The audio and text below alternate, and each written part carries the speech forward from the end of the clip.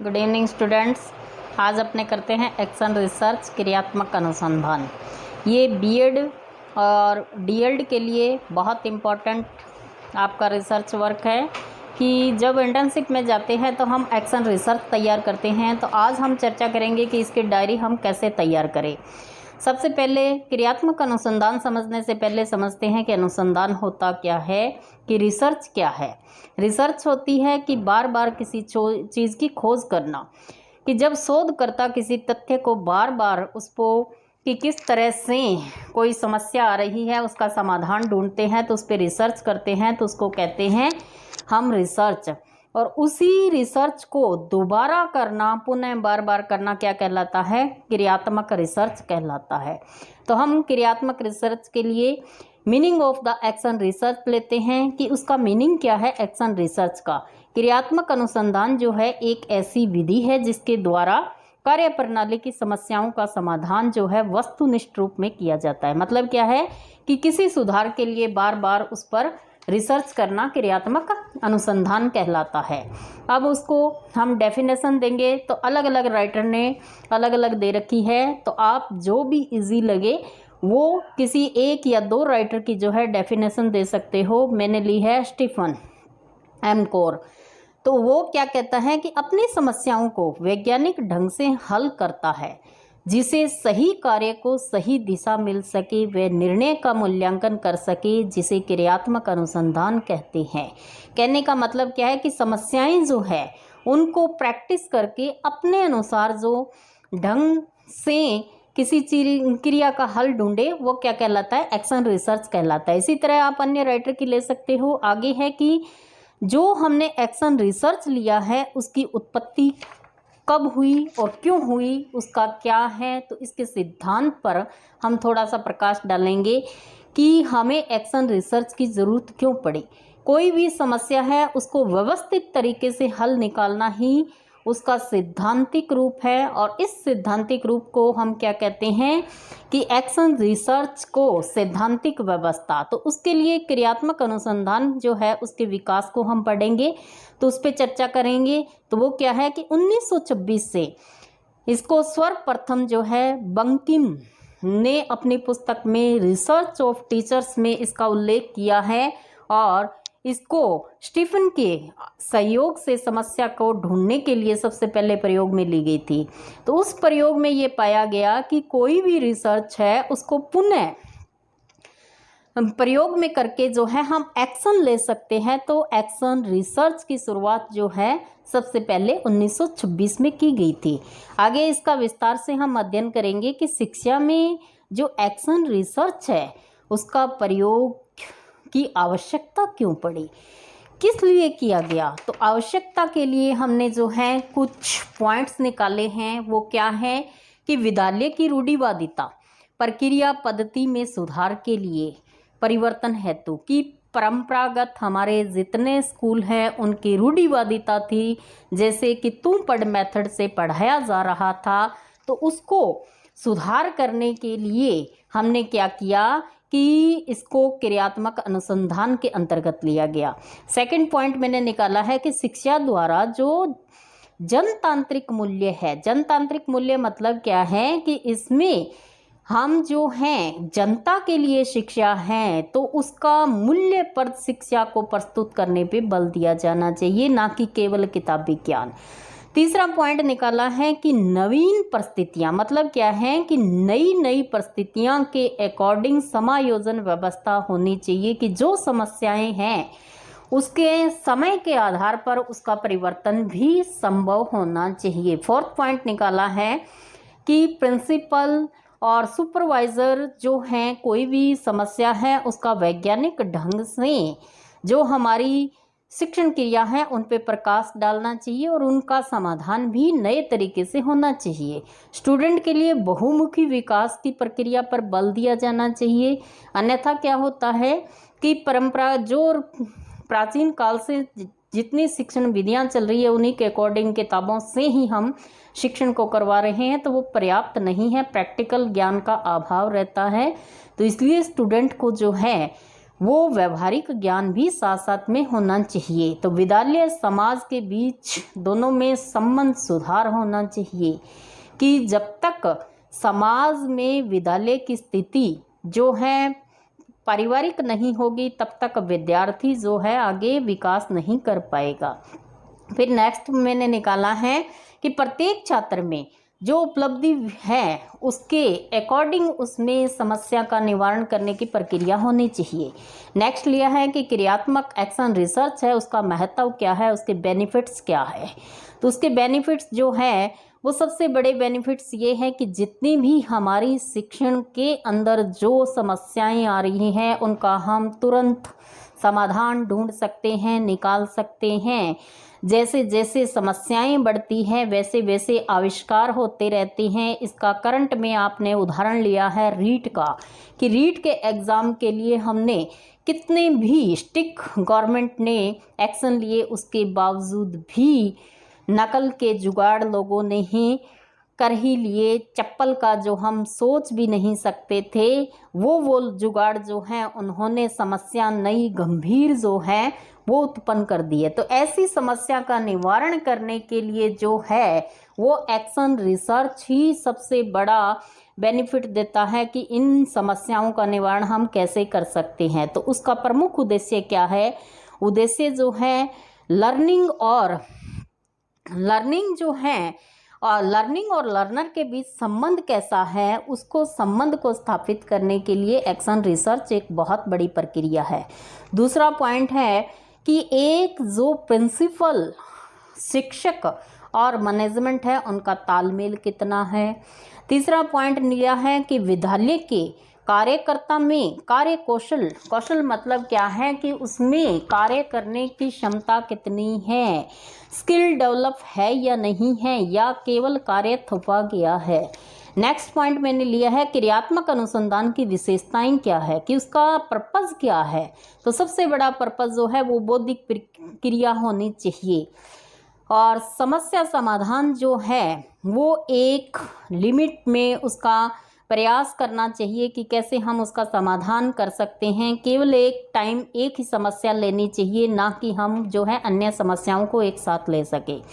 Next point है कि अनुसंधान की समस्या जो है वो सीमित होती है, मतलब कि व्यापक ना होके उसका एरिया जो है निश्चित होना चाहिए, कि जो निश्चित हमने नवीन तथ्य लिए हैं उनकी जो हैं परस्पर संबंध जो है वो स्पष्टीकरण होना चाहिए। जो हम परिकल्पनाएं लेते हैं उनका निर्धारण होना चाहिए। मतलब क्या है कि टॉपिक हमारा क्या है पूर्णतः क्लियर होना चाहिए, स्पष्ट होना चाहिए।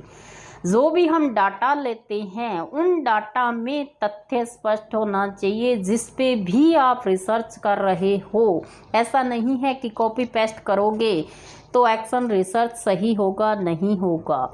अंत में कि जो भी डाटा है वो पूर्णतः विश्लेषण होना चाहिए कि पहले से किया गया है उसमें क्या कमियां रह गई थी, उस पर हमें रिएक्शन करना चाहिए कि किस तरह से हम उनका निवारण कर सकते हैं। नेक्स्ट है कि जो डाटा लिया है उसका जो डाटा है वो पूर्णतः प्रयोग में होना चाहिए। उसी के आधार पर हम जो है क्रियात्मक अनुसंधान पूर्ण कर सकते हैं। हम एक टॉपिक लेते हैं। सबसे पहले अनुसंधानकर्ता मतलब क्या है कि आप अपना नाम डालोगे। क्रियात्मक अनुसंधान की समस्याएं, जो समस्या आप टॉपिक लेते हो, जैसे शिक्षा से संबंधित लेते हो, कौन सी क्लास का लेते हो, या फिर करंट में जो टॉपिक चल रहा है आप कोई भी ले सकते हो।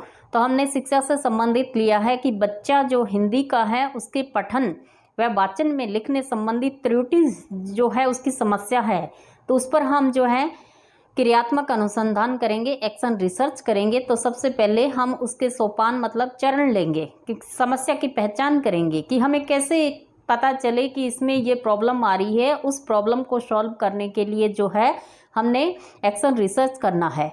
तो सबसे पहले हम उसकी प्रॉब्लम को पहचान करेंगे, फिर समस्या का क्षेत्र लेंगे कि उसका समस्या का क्षेत्र क्या है, कि लिखने में पढ़ने में कौन कौन सी प्रॉब्लम आ रही है, और कौन कौन से शब्दों में उसके प्रॉब्लम आ रही है, तो उसके लिए हम उसकी समस्या को पहले परिभाषित करेंगे, देखेंगे कि उस प्रॉब्लम का सॉल्यूशन क्या हो सकता है। फिर जो है उसकी समस्या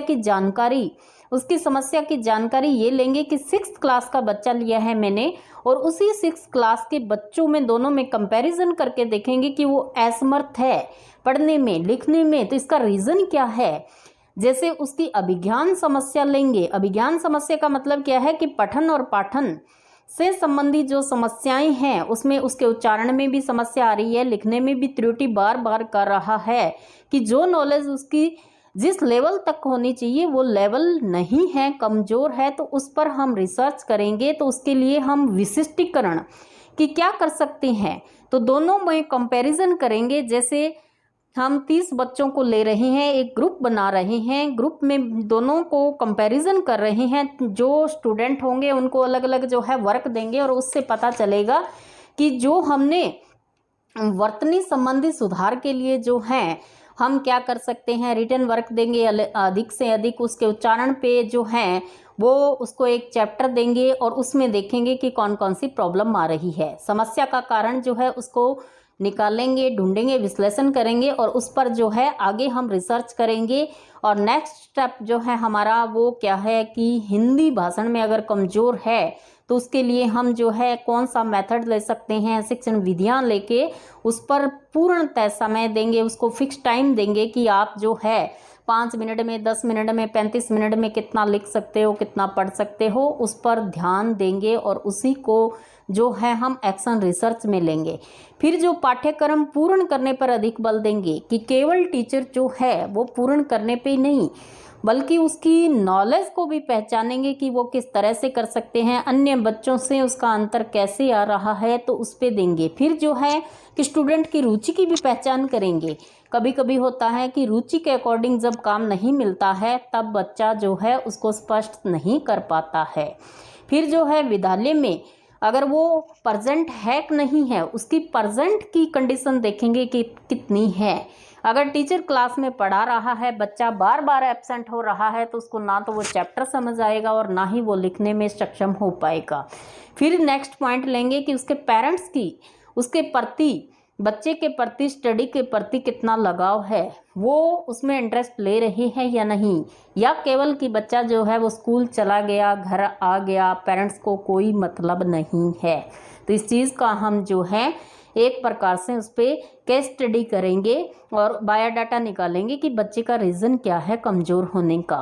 फिर शिक्षक द्वारा जो उचित शिक्षण विधियों का प्रयोग किया है नहीं किया, मेथड क्या ले रहे हैं टीचर, क्या प्रॉब्लम आ रही है कि एक ही क्लास के 30 बच्चे हैं, 30 में से 5 बच्चे तो इतने एक्टिव हैं और 5 बिल्कुल डल हो रहे हैं। एवरेज बच्चों के साथ उनको लाने की हम जो है पूरी कोशिश करेंगे। फिर जो है उनकी जो एक्टिविटी ली है उनका कारण और परिणाम दोनों का कंपैरिजन करते हुए हम एक चार्ट बनाएंगे और उसका डाटा निकालेंगे कि किस तरह से उन 30 बच्चों में कंपैरिजन ग्रुप वाइज करेंगे। 10-10 का ग्रुप बना लीजिए, 3 बना लीजिए, एक इंटेलिजेंट का, एक मीडियम का और एक डल का। फिर जो है उन पे हम बार बार प्रैक्टिस करेंगे। वो प्रैक्टिस की एक आप तालिका चार्ट बना लीजिए कि हमने जो डाटा लिया है उसका एक चार्ट प्लानिंग बना लीजिए कि प्लान करेंगे हम। पहले जो है पूर्व परीक्षण करेंगे कि कार्य दे दिया और क्रिया दी, उसके बाद का स्वरूप क्या है, उपकरण विवरण कि कौन कौन सा मेथड हमने लिया था और अपेक्षित अवधि कि हमने टाइम कितना लिया, कितना टाइम दिया था, क्रियात्मक जो हमने गतिविधियां दी हैं उसकी आगे की डेट क्या है, निश्चित डेट जो है वो आप एक दे दोगे, चार्ट बना लोगे। पूर्व परीक्षण का मतलब हमने पहले भी उसका परीक्षण कर लिया था, उस पर हम करेंगे कि उसका क्रियात्मक कार्य योजना क्या है कि एक सप्ताह के पूर्व हमने 6 क्लास के बच्चों को हिंदी पढ़ने लिखने की समस्या थी, वो जटिल थी, उसको हमने कार्य क्या दिया कि पुस्तिका का मूल्यांकन करना। एक चैप्टर दे देंगे, उस चैप्टर को वो बार बार पढ़ेगा, 2 बार लिखेगा और 1 वीक का टाइम दे देंगे, डेट दे दीजिए फिक्स। जैसे आज आप 2 अक्टूबर को दे रहे हो तो नेक्स्ट जो है 9 अक्टूबर को उसका देखोगे परिणाम क्या है। सेकंड स्टेप में क्या लोगे, सेकंड स्टेप में हम लेंगे कि जो हमने क्रिया की थी तो बच्चे की उसकी प्रतिक्रिया क्या हुई, उसके अकॉर्डिंग हम टाइम टेबल बनाएंगे कि नेक्स्ट जो है पहले 1 सप्ताह का रिसर्च की, फिर हो सकता है हम 2 ले 4 ले, ये आप पे डिपेंड करता है। तीसरा स्टेप फिर इसी तरह निकालेंगे, वो क्या है, दोबारा जो है हम 1 सप्ताह का टाइम और देंगे और उस सप्ताह के अंदर देखेंगे कि इन बच्चों में कितना सुधार हुआ है, कितना नहीं हुआ।